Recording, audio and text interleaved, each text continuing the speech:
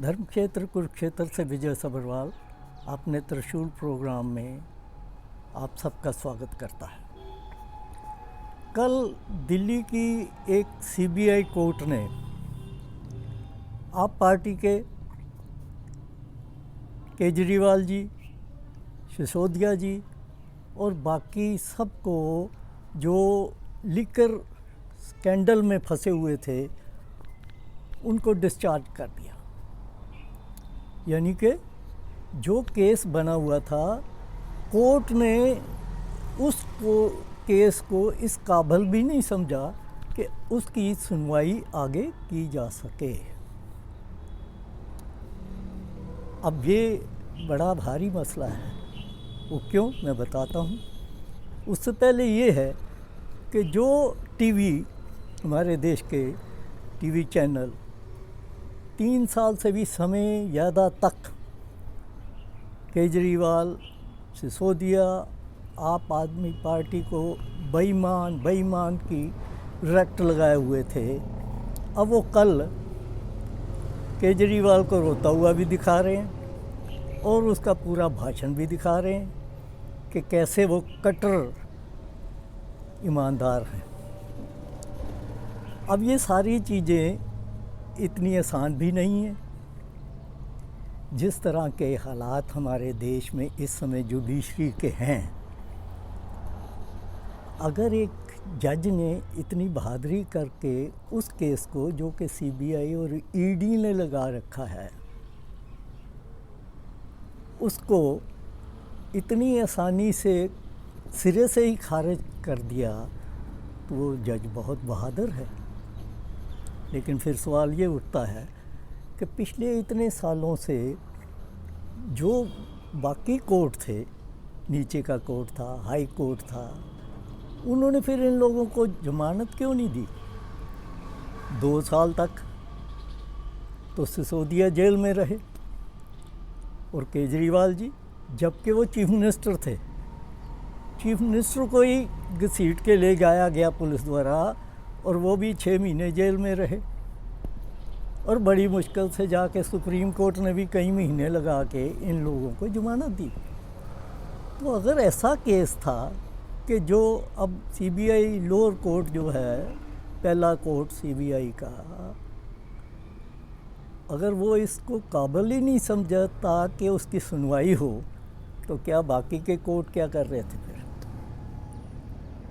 अब इस मसले पे कांग्रेस ने अपना जो कहा, पवन खेड़ा ने अपनी प्रेस कॉन्फ्रेंस भी करी, उसका कहना ये था कि बीजेपी सरकार जो है,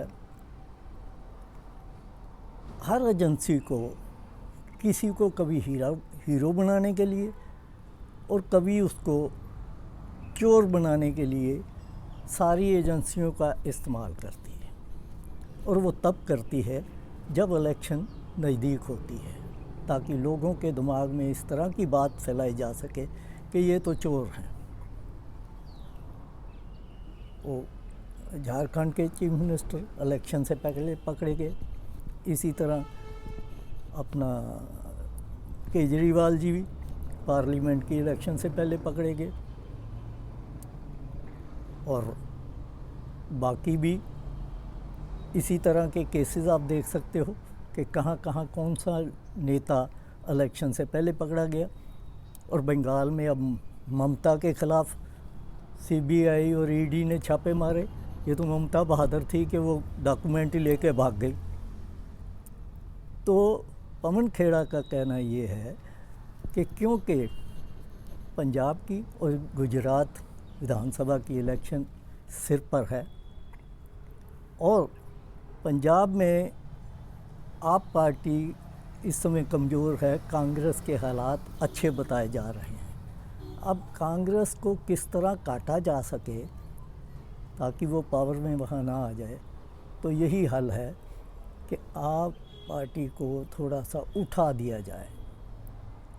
वो इसलिए भी उनका कहना है कि कल ही तो जजमेंट हुई और कल ही हाई कोर्ट में इस जजमेंट के ख़िलाफ़